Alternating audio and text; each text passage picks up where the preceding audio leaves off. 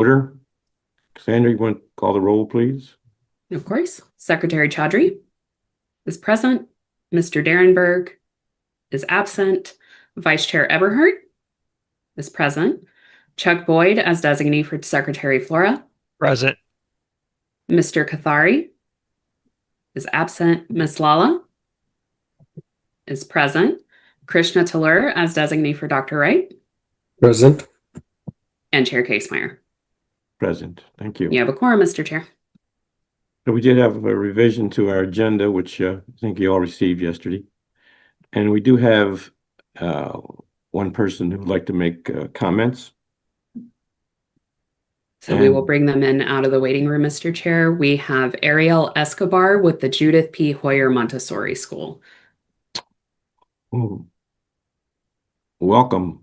Hi, good morning. Morning. I would just like to start with saying thank you for giving me the opportunity to speak to you guys today. My name is Ariel Escobar. I am the proud parent of a kindergartner at Judith P. Hoyer Montessori. It's a PGCPS specialty school. It's pre-K 3 through 8. And I prepared a little something today. I'm not, public speaking is not my forte, so bear with me. I'll just jump right in. Judith P. Hoyer Montessori is a pre-K 3 through 8th grade Prince George's County school that, as of the 2024-2025 school year, was awarded a 5-star report card rating by the state of Maryland. It is one of only 6 schools in the PGCPS district to have earned a 5-star rating. Our scholars are currently making impressive gains in a well-rounded program that includes excellent academics as well as extracurriculars, a life skills curriculum, volunteer opportunities, community events, as well as regular assemblies to showcase their talents and hard work in the performing arts. Unfortunately, our hardworking staff and scholars are in a building that is severely lacking the necessary facilities for their program to meet basic physical education needs and reach their full potential. Judith P. Hoyer Montessori is a pre-K through 8 school in an elementary school building. We do not have a gym, an auditorium that can accommodate the full school community, an adequate library, a media room, or a dedicated science space for the middle schoolers. Our scholars are currently using 2 connected classrooms as a gym for physical education. Despite much interest, school sports teams are not available to our scholars due to the logistics of moving children to an off-site gym in a district with pre-existing busing shortages. Middle school student retention is a challenge simply because our scholars need better facilities for middle school success and growth, despite being very happy with the curriculum and community. In addition to the lack of adequate facilities for their program, the building is very old and in dire need of crucial repairs. The roof leaks into the classrooms on rainy days.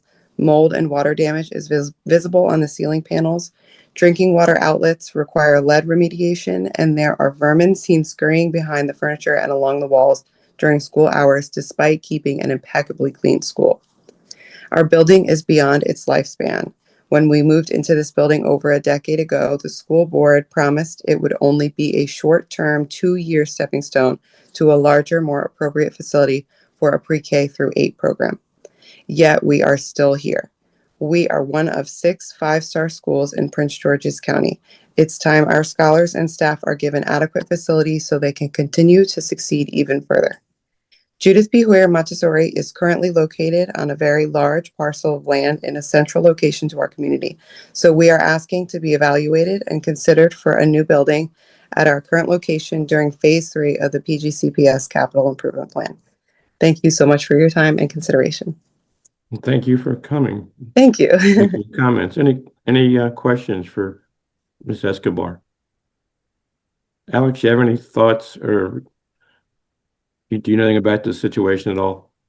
Mr. Chair, I can just say that as the commissioners here know, charter schools have not been historically part of the state school construction funding system unless a school board that is the chartering authority for the charter school puts the charter school into its CIP, which they can do. And if PGCPS Board of Education chooses to do that, then Jude P. Hoyer Montessori could be included for a project. It's just very Actually, uncommon. can I just jump in? I apologize for interrupting. It's actually not a charter school. It's one of the lottery schools, so it is a full PGCPS public school. Oh, I see. Funded. I'm Yeah. sorry. My apologies. No problem. The prioritization, I would just kind of refocus us on the project prioritization is something that generally is done by a Board of Education in a facility master plan. And then capital plans are aligned with that plan. So there's definitely a space in which schools can advocate with their local boards of ed to show what the needs are in the facility and advocate for a project to be brought into the coming years of their fiscal and master plans. I will also note that in recent years, PGCPS has said that, and I would just say in the last couple of months even, I saw information suggesting that PGCPS was looking to fully review and revamp its older master plan that was done a number of years ago that they've been using to inform annual capital plans. So sounds to me like there is a window right now where schools should be bringing to the PGCPS administration and board their specific concerns so that they can factor those into their revamping. It's good timing, Ms. Escobar. But I will note also that the IAC does not act on its own when it comes to funding school projects. We act at the request of the local Board of Education. So the right forum for your advocacy is the PGCPS Board of Ed. Okay. And if you don't mind me asking, is there a way that I can get, because I'll be honest, I reached out to them over a year ago, about the roof, the mice, just all the things. And it took them roughly a year to come out and even take a look and determine that the roof needed to be replaced. If do you have any advice for maybe getting them to come out and evaluate the school for the master plan, the building master plan, to just sort of, I guess, bring their attention to, I know that they are dealing with quite a few buildings that are in the same condition. Yeah, I don't think there's any magic bullet, but there are numbers there is not a magic bullet I can suggest, except that there's a facilities planning unit in PGCPS that does look at the data and information from all the schools. And that's who you would reach out to. I would start on their website. And if you'd like to connect with our staff after this meeting, we'll get a name that we can provide to you of the right sort of contact there. I would love that. Thank you. I appreciate that so much. Absolutely. Thank you, Ms. Escobar, for coming today. Thank you so much for having me. I appreciate it. Good luck. Thank you.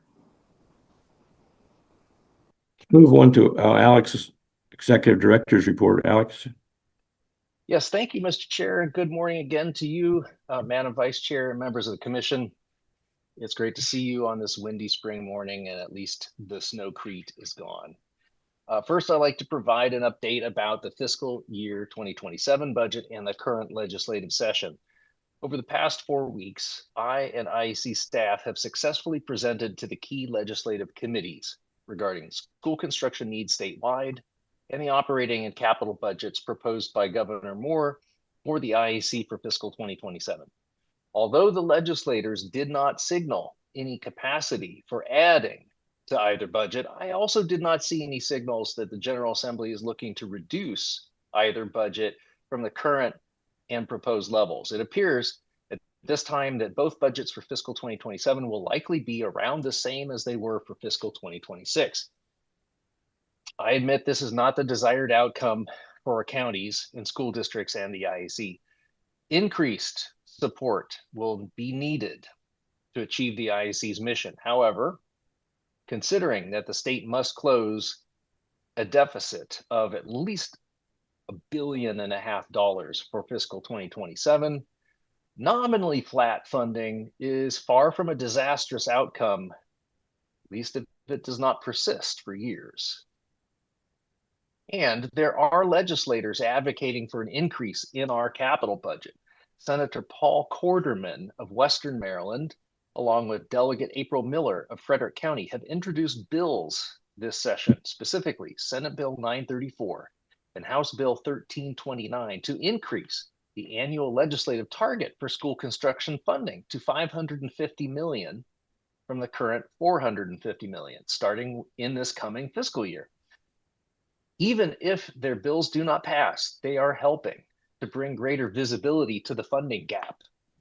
Their bills were heard yesterday in committee, and they appear to be moving in the right general direction. Second, I'd like to report on the good progress of Senate Bill 48, the departmental bill that the IAC, State Department of Education, and Department of General Services are sharing.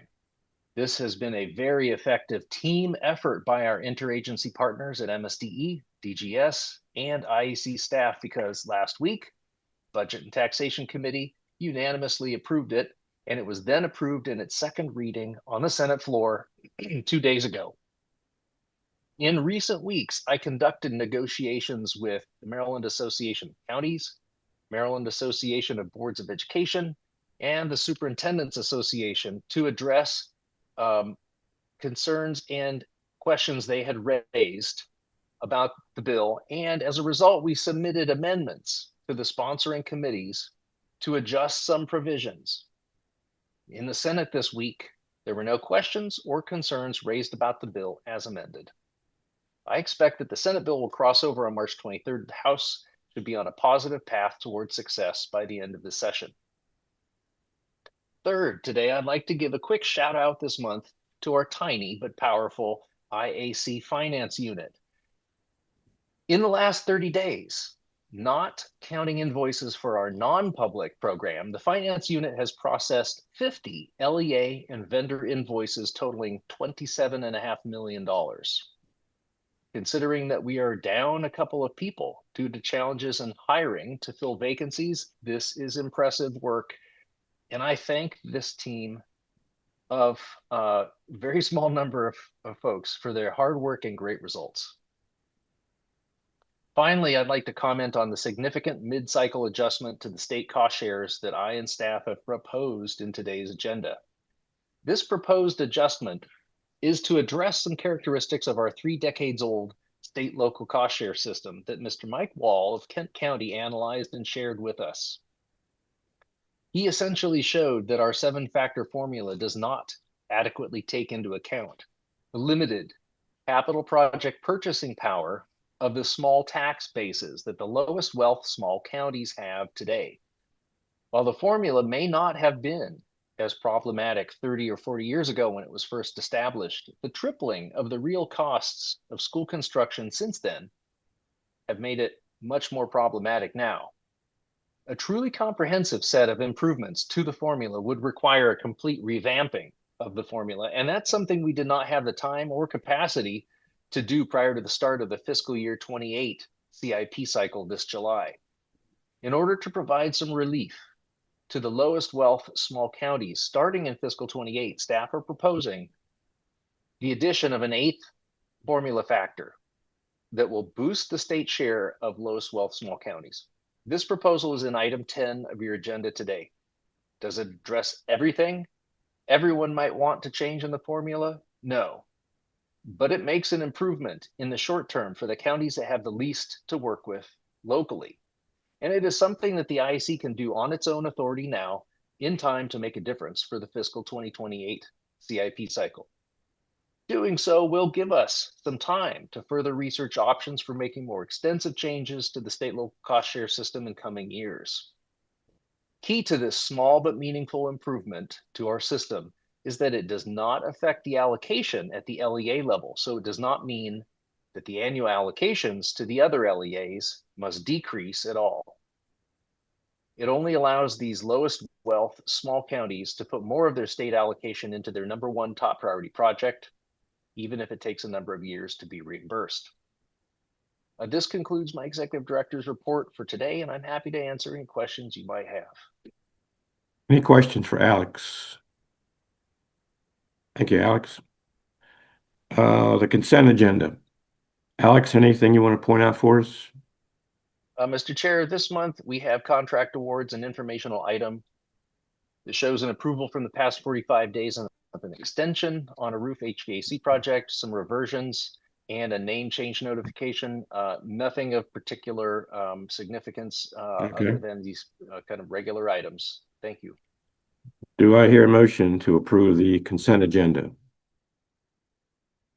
Mr. Boyd makes a motion, Ms. Everhart seconds. All in favor, say aye. Raise your hands. Any opposed? Thank you.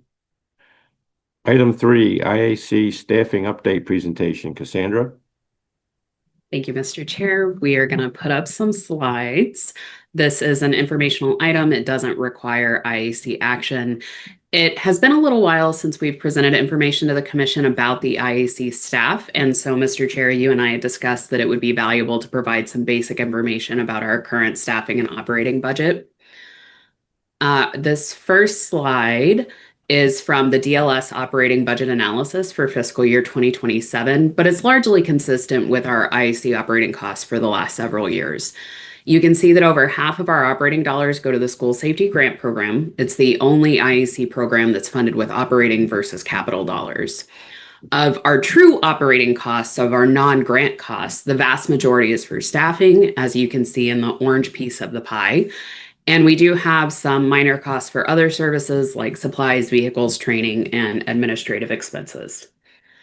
On the next slide, in fiscal year 2017, the IAC had 19 full-time positions. In 2018, the first of a series of bills that expanded the IAC's responsibilities passed. That was the 21st Century School Facilities Act. And the IAC requested additional staff from DBM immediately to support that implementation. We received 9 pins right away in fiscal year 2019 and a few a year for the next several years, increasing by 25 pins from fiscal year 19 to 44 over 6 years. This slide shows how the IAC's pins are distributed among our different divisions. Our largest division is our assessment and maintenance team. They conduct over 500 on-site school assessments every year, as well as managing the data collected from those assessments and creating all of the corresponding reports and information that goes out to stakeholders and to the public. Our capital projects team assigns a single point of contact for each LEA to facilitate all of the various submissions and activities that the LEAs engage in with us. The capital project managers are the go-tos for LEA staff and also for the specialists within our office when they need project or LEA information. So really they're a conduit between all of the IAC and all of the LEAs. Our finance team comes in after awards are made. They review and recommend approval of all of the contracts. You see those come to the IAC on the consent agenda every month, and they pay invoices in the hundreds of millions of dollars each year. They also handle all of the IAC's auditing, compliance, controls, vehicle, fleet, inventory, supplies, etc. So it's a small team that does a lot of work. You're very familiar with our funding programs team because they're in front of you almost monthly, recommending project awards and revisions to awards. They coordinate the vetting of every project application that comes to the IAC across our, I think right now it's 7 different funding programs. They make reports of the awards and they ensure compliance with the procedures for each program. The planning team is relatively new to the IAC. It's only been around for about 3 years. They review the 10-year master plan submitted by every LEA each summer, and they're also responsible for determining the eligible enrollment that the IAC uses as a key piece of its project funding formula. Last, but certainly not least, we have our administration team. They cover basically everything else. Our administrative support manager creates all of the IAC communications, including the annual report that you approve each year. She also manages our office functions, acts as a tenant rep for our lease, and does a lot more besides. This team also includes our policy analyst, who does a lot of general administration, but also analyzes every bill that's introduced, which may impact the IAC during session, and writes the fiscal notes, hearing testimony, and letters of information that we provide to make sure that the General Assembly has all of the information that they need. This team also includes our HR manager, who handles single-handedly every HR aspect of the agency, including recruitment and retention, biannual performance evaluations, benefits, payroll, and employee relations. We do have one new position, an HR assistant, that we're going to be recruiting soon to help out with some of those functions. Lastly, I just want to talk about the status of our current vacancies. I'm proud to say that our turnover rate is very, very low. Over the last handful of years, there were times when our vacancy rate was a little bit high, but it was because of the creation of new PINs, which in the state system can take quite a while to recruit, especially given the time commitment of that recruitment process for our current positions that are absolutely at capacity. We currently have 5 vacancies, and the short description of the status of those vacancies is that we are working to hire all of them. We just finished interviews with the 4th position on the list, our accountant position, and we're optimistic that we might be able to fill that position as well as the finance manager position that's also on this slide out of the same recruitment. The other 3 positions will be posted on a rolling basis over the next 6 weeks after we've worked through the hiring freeze exception process with the Department of Budget and Management. With that, Mr. Chair, I'm happy to stand for any questions. Thank you, Cassandra. Any questions about our staff, which does a great job for the amount of people we have? Okay, thank you. Moving on to item 4, FY 2025 Capital Improvement Program Amendments and Maximum State Award Increase, Baltimore County Public Schools, Timber Grove Elementary School, HVAC project. Lisa? Good morning, Mr. Chair. Good morning. And good morning, Madam Vice Chair and members of the Commission.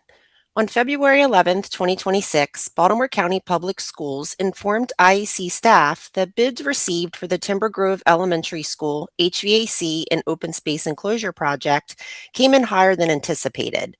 This is due to increased costs for equipment, raw materials, manufacturing, transportation, labor, and the volatility in the economy at the time of the project request, causing the project to be underestimated. BCPS has requested an increase to the maximum state award to support the higher project costs. An additional $2,684,789 is needed to increase the maximum state award. You probably remember that you approved a couple of similar increase requests at the December IAC meeting. There were a batch of FY 2024 and FY 2025 projects that were similar in scope and are all in the same boat. Today's actions will address the last of those projects. Per COMAR 1439-0208B, the IAC may increase the maximum state award for a systemic renovation project when the LEA submits the bid tabulation for the project, provides documentation of the justifications required by COMAR, and the IAC determines the requested scope of work is eligible for state funding and the scope of work and associated costs are reasonable. Staff of the IAC have reviewed the bid tab, found the request is compliant with requirements, and are in full support of the LEA's request. I will now read the motion, which is to increase the maximum state award for the Baltimore County Public Schools Timber Grove Elementary School HVAC and Open Space Enclosure project from $4,867,500 to $7,552,289 in accordance with COMAR 1439-0208B and to transfer $2,684,789 from the LEA's reserve account to fully fund the FY 2025 Capital Improvement Program projects. Thank you, Lisa. You're welcome. For purposes of discussion, do I hear a motion? Ms. Law makes a motion. Ms. Everhart seconds. Questions? So the hours, you felt this wasn't going to be as expensive as it's turned out to be.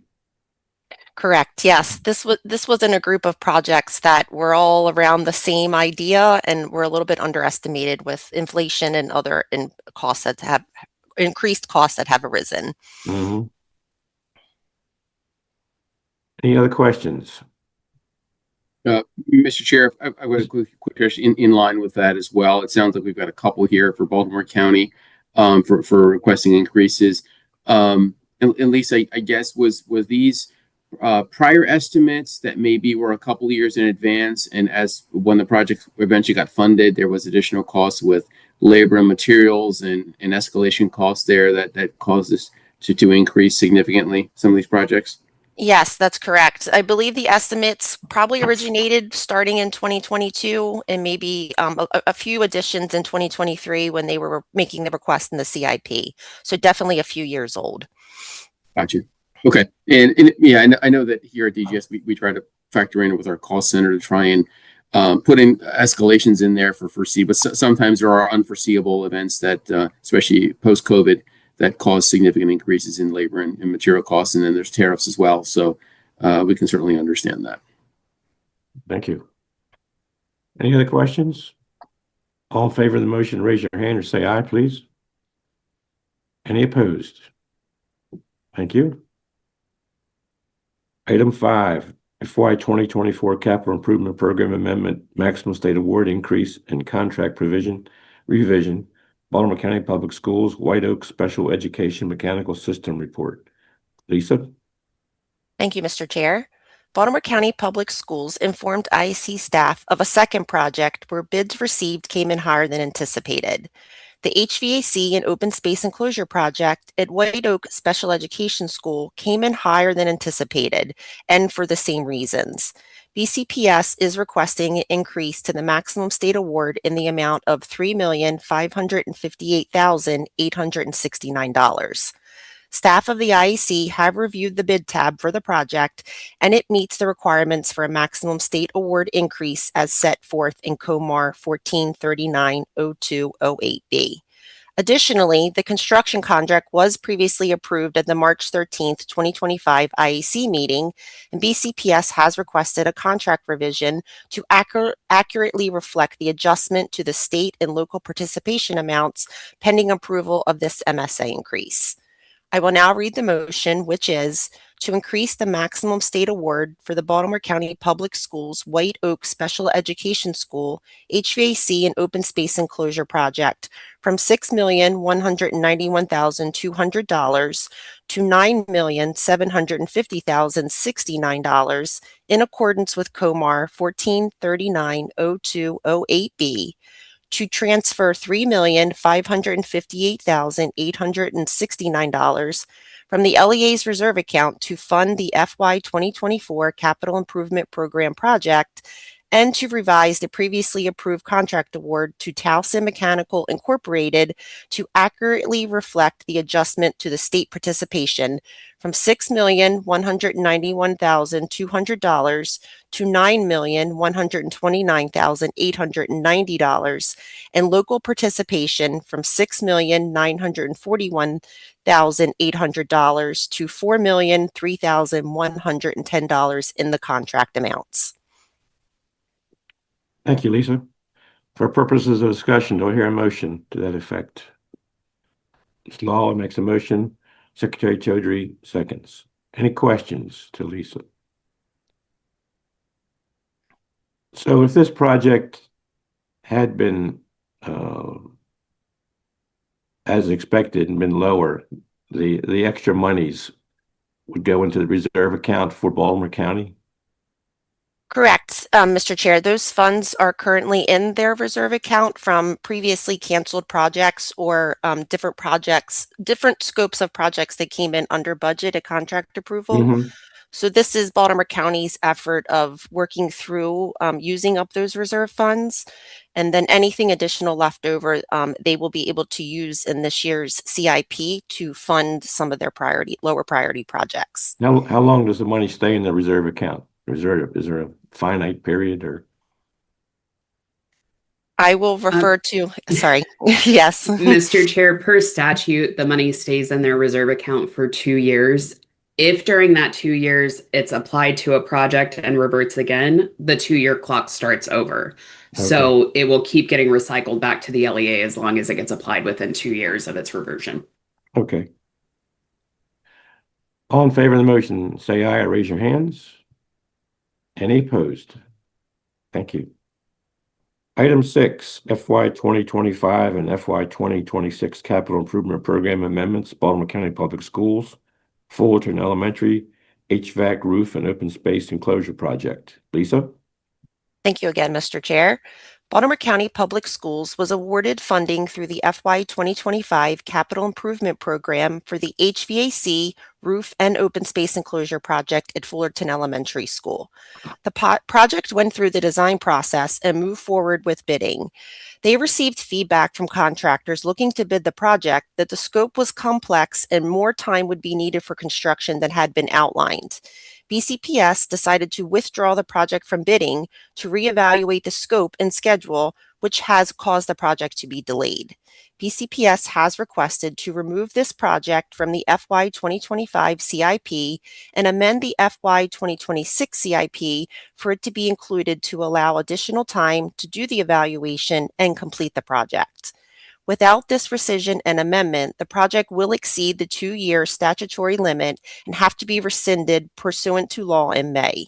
Since this project was initially only partially funded, BCPS has requested to apply an additional $2,862,770 from the reserve account to fully fund the project.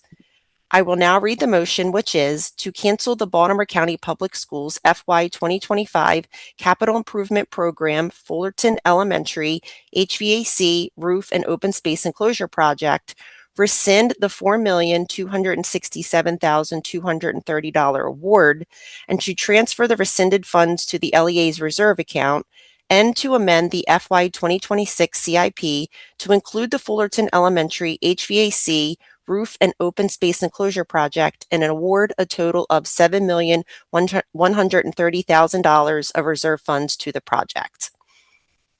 Thank you again, Lisa. You're welcome. For purposes of discussion, do I hear a motion to this effect? Ms. Everhart makes a motion, Mr. Boyd seconds. Questions for Lisa on this? All in favor say aye or raise your hands. Any opposed? Thank you. Item 7, Maximum State Award and Built to Learn Funding Adjustment, Montgomery County Public Schools, Woodward High School Replacement. Laura? Good morning, Mr. Chair. Morning. Good morning also to Madam Vice Chair and members of the Commission. The Montgomery County Public Schools Woodward High School Replacement Project was awarded a total of $78,597,000 in BTL funding as part of 3 previous IAC award actions. This award was based on the IAC's analysis of total eligible funding at standard state cost share for MCPS of 50%. Since the award, MCPS has notified the IAC that some of the contracts for the project, including their largest phase 1 construction contract, were bid without prevailing wage. Pursuant to statute, a project must meet prevailing wage requirements at 25% or more. The funds for the project are state funds. We have received and reviewed all of the contract documentation for the project, and based upon our analysis of that information, we calculated a revised MSA based upon 24.99% of the total eligible project costs. As a result, we are recommending that the IAC reduce the MSA for the project and award a BTL funds to $43,139,642. BTL funding that becomes available as a result of this decrease will be available to be applied to other MCPS projects by request, and IAC staff are working with the LEA to identify and submit potential projects as soon as possible. And though it is only a small portion of that funding, it is actually under consideration in your next agenda item. I will now read the motion, which is to revise the approved Maximum State and Built to Learn Program Award for Montgomery County Public Schools Woodward High School Replacement Project from $78,597,000 to $43,139,642. Thank you very much, Laura. Mhm. Do I hear a motion to this effect for purposes of discussion? Laura makes a motion, Mr. Boyd seconds. Questions for Laura? Alex, you want to comment on this? Sure. Thank you, Mr. Chair. This project is a complex project that has been working its way through the process for a number of years. And what I will note here is that the IAC is responding to kind of changes and twists in the project posture in the way that we have historically handled such projects that are a bid non-prevailing wage. It follows the Maryland law as written. It is a consistent approach that allows for the maximum exercise of local discretion and authority and autonomy, which is what our statute asks us to do. It is not exactly what had originally been expected for this project, but it is the consistent and proper approach to handle this kind of situation. And so this is going to position Montgomery County Public Schools to move the project forward to completion, receive reimbursement for eligible state funding as much as they can, as quickly as they can, so that we can keep the project moving forward at an efficient pace. And it will also make available a significant amount of state funding for other MCPS projects that are in need of additional state funding. So I don't see any concerns here, and that kind of wraps my comments and summary of this project. Okay. Any other questions? All in favor? I'm sorry. Secretary Chaudhry? Secretary, excuse me. No, thank you, Mr. Chairman. Just a quick question. Just want to make sure Montgomery County's put safeguards in place for future contracts to make sure that prevailing wage is, in fact, when applicable, put into their contracts. My understanding through some preliminary discussions is that MCPS is doing that. I don't have all the details, so unfortunately I can't share those with you to give you kind of a sense of how, but yes, there are extensive discussions with the Department of Labor and MCPS going on right now. So I think that piece is covered. Okay, thank you. Mm-hmm. All in favor of the motion, raise your hand and say aye. Any opposed? Thank you. Item number 8, maximum state award increase in Built to Learn funding revision, Montgomery County Public Schools, Burtonsville Elementary School Replacement Project. Laura? Thank you again, Mr. Chair. In August of 2025, the IAC approved amendments to COMAR that allowed a change to the maximum state award for a project seeking the net zero add-on after first-time construction award. This change was recommended because occasionally a net zero design has not progressed in time by the time the initial construction award is awarded to verify that qualifies for the add-on, and consequently allows for an evaluation at a later date to ensure it qualifies. After approval of these amendments, MCPS indicated that their net zero project, Burtonsville Elementary School, would now qualify for additional 5% net zero state cost share add-on, and on October 1st, submitted a request for an MSA increase to cover the project. IAC staff have reviewed project documentation and provide a recommendation for approval of this MSA increase. These COMAR amendments were preliminarily approved by the IAC on the August 14th, 2025 IAC meeting as agenda item 6, and this increase is contingent upon the final adoption of those amendments. I will now read the motion, which is to increase the maximum state award and Build to Learn award from Montgomery County Public Schools Burtonsville Elementary Project by $2,718,000 from $29,970,000 to a revised total contract award of $32,626,000, contingent upon the final passage of the changes to COMAR 14290208, preliminarily adopted by the IAC in August 14th of 2025 IAC meeting. Thank you, Laura. Thank you. Do I hear a motion to this effect? Ms. Lawler makes a motion and Mr. Secretary Chaudhry seconds. Any questions on this motion? All in favor say aye, raise your hands. Any opposed? Thank you very much. Okay, item number 9. FY 2026 Non-Public Aging Schools Program Award Recommendations. Myron Mason. Welcome, Myron. Good morning, Mr. Chair, Madam Vice Chair, and members of the Commission. As you know, the Senator James E. Ed DeGrange Non-Public Aging Schools Program provides funds for capital improvements in non-public school facilities that are at least 16 years old. 3 criteria determine the amount of award. 1, tuition is less than the statewide average per pupil expenditure for public schools. 2, at least 20% of the students would be eligible for free or reduced price meals, also known as farms. Or 3, the school facility has an average age of 50 years or more. The total appropriations for FY 2026 is $3,500,000. Although the statutory maximum funding levels are $25,000 for meeting 1, $75,000 for meeting 2, and $100,000 for 3 criteria being met, or if you're non-public placement schools, which automatically qualify for the maximum amount, the number of eligible applications requires prorating of the funding based on those proportional maximum allocations. If approved, the FY 2026 grants provide funding for 175 schools in 19 jurisdictions, totaling $3,500,000. Nearly $14.6 million in capital improvement projects were requested. I will now read the motion, which is to approve the FY 2026 James E. Ed DeGrange Non-Public Aging Schools Program Awards as presented, totaling $3,500,000. And with that, I will stand for any questions. Thank you, Myron. Do I hear a motion to that effect for purposes of discussion? Mr. Talora makes a motion and Mr. Secretary Chaudhry seconds. Questions for Myron? Mr. Talora. Good morning, Chair.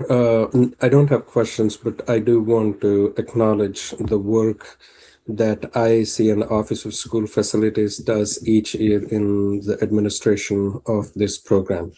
A couple of years ago, there were some issues that were uncovered with regarding the timing of various activities. Subsequently, Mr. Donahue, his staff worked with school facilities, and they have put in place an efficient and timely process that has ensured the effective administration of the program. I just wanted to highlight that for the commission members and public today. Would like to also give a shout out to both Myron and Samaj, supervisor in Office of School Facilities, for their work. Thank you. Thank you for those kind words, Krishna. Thank you, Myron, for all your work. Thank you. Any other comments? All in favor of the motion, say aye or raise your hands. Any opposed? Thank you very much. Appreciate your work, Myron. Item 10, COMAR amendments to state local cost share. This was mentioned earlier by Alex. I've done a lot of work on this issue, and I give Alex and his staff all the credit in the world. We went and spoke to the presiding officers and chairs of the tax committees and got their input and sign off on this concept. Sandra, you want to explain it? Actually, Mr. Chair, I'd like to provide kind of the background introduction here Okay, go on ahead. this. And so what I'd like to share is that the IAC's 7-factor state local cost share formula in COMAR really has lacked a factor addressing the small fiscal capacity of low wealth small counties relative to the large capital projects, because the factor that addresses county fiscal capacity in our formula measures county wealth using a per student measure. And that's really originally created for MSDE's operating budget side foundation formula. And that per student measure appropriately reflects fiscal capacity as against LEA operating costs, but it does not really reflect fiscal capacity against the huge capital investments that each LEA's portfolios inevitably require. And although this may have been less of a problem 20, 30 years ago, it's now a significant problem. So as I mentioned earlier, there's not enough time to research and develop a complete revamping of our state local cost share system in time for helpful changes that we have to launch for the fiscal 28 CIP in July. So this solution here will make an improvement in the short term for counties that have the least resources to work with locally. It's a change to the IAC's formula via amendment to the IAC's own regulations in COMAR, which the IAC can do on its own authority without legislation in the General Assembly and in time to make a difference for the fiscal 28 CIP. And this will give us more time to research further options for future changes to the state local cost share system. And again, the specific change here is to compensate for the formula's omission by adding an 8th factor to increase the state share of low wealth small counties by up to 25 percentage points if the total wealth of that county is less than 10% of the average of the top 4 wealthiest counties, and the county does not have significant untapped tax wealth that could be harnessed to help pay for large capital projects, as shown in the table on agenda page 49. I want to make a couple key points here. One, this change to the state cost share will operate at the project level, as always, not at the LEA allocation level. And this means that the change will not require any more funding for these counties each year and will not take any funding from other counties. This means that the assistance is not an infusion of funds to these lowest wealth small counties, but rather an increase in how much state assistance can flow to whatever project is currently the #1 priority for those counties. Will this possibly result in the deferral of other less urgent projects by those LEAs? Possibly, or even probably, yes. Can we avoid that? Not with our current and projected appropriations and resources. But this will give a small or moderate boost to each of the LEAs listed here in green in getting their top priority project to fiscal viability. Having had thorough conversations, as you mentioned, Chair Casemeyer, with the leadership of the General Assembly to ensure that their input was included, I am confident that the IAC here is making an acceptable policy adjustment that will not be viewed as upsetting any larger state funding approaches or policies. And while this does not address all the potential issues in the 3-decade-old cost share system that we inherited, it is a step forward, and it is a good step forward considering the extremely challenging fiscal context that the state finds itself in this year. Mr. Wall of Kent County has submitted in your agenda today testimony requesting a larger increase for Kent County, and I've reviewed his suggestions with appreciation for his thoughtful approach and dedicated advocacy for his county. In the context we find the state in at this time, the proposed changes are the most far-reaching that we can conscientiously propose to you. I do intend that IAC staff will continue to research ways to bring more extensive improvements to our funding structures in coming years. I'm pleased to recommend this motion and stand for any questions you might have. I'll now read the motion, which is to approve amendments to COMAR 14390206 to implement a small county state cost share adjustment as presented. Thank you, Alex. Do I hear a motion to that effect, please? Motion by Ms. Lawler and second by Secretary Chaudhry. Discussion? Questions? I think this was an effort that our small counties really appreciated our attention to and our desire to try to be as fair as we could to understand their problems. And I think from a relationship perspective, gained a lot of respect. And the large counties certainly understand the smaller counties' tax situation. So I commend Alex and his staff for listening to the concerns of the smaller counties and developing a system to somewhat help. Excuse me. Any other thoughts? All in favor of the motion, say aye or raise your hands. Any opposed? Thank you. All right, a legislative update. Excuse me, Victoria and Cassandra. Good morning, Mr. Chair, Madam Vice Chair, and members of the Commission. This year, the IAC has received the presented requests on page 53 for fiscal notes for the 2026 legislative session as of yesterday, March 11th. This session's been busy with several notable bills that I'll highlight briefly. The IAC's departmental bill, which is House Bill 233 or Senate Bill 48, is moving forward. On Tuesday, there were several amendments proposed that would require the IAC to provide informational reports to LEAs and counties during November, December, and January. regarding CIP funding for a given year in lieu of the 75% CIP, which the departmental bill removes. We worked with stakeholders on the proposed amendments and are comfortable with all of them. Senate Bill 381 or House Bill 614 was introduced last year as well and would require county boards of education to collect data on energy usage and report said data to the IAC, allowing for greater understanding of energy costs at the district and school level, and providing greater understanding to both localities and the state of potential opportunities for energy efficiency in schools in Maryland. House Bill 1397 proposes to add square footage to accommodate swimming pools when the IAC calculates a school's gross area baseline.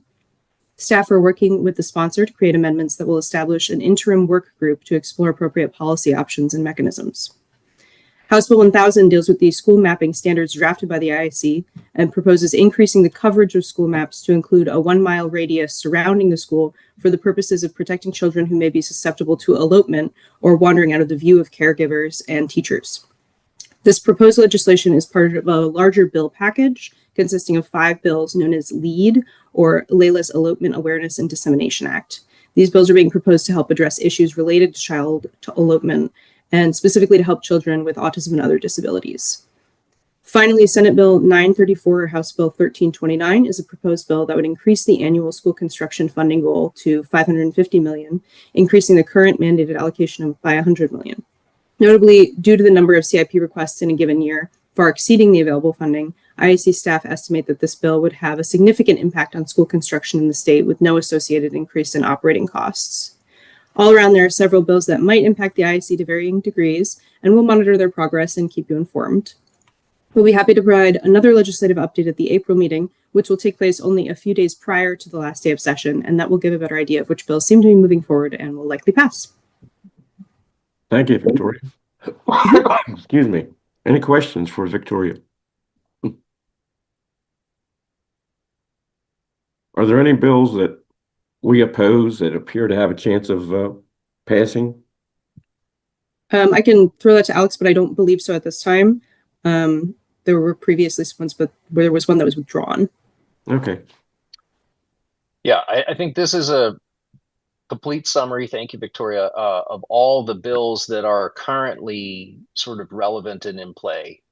There were a couple others that were material but have been withdrawn. And at this time, actually, there are technically one in a cross file, and then there's another one that I believe was going to be of concern. But I had a meeting yesterday with a sponsor, and it looks like we have come up with a good path forward to make it really something constructive. So Good. yeah, this is pretty much everything. Is there anything anyone wants to bring up before we adjourn? Do I hear a motion that we adjourn? Ms. Lawler and Mr. Boyd seconds. All in favor, say aye. Okay. Thank you all very much for your attendance, and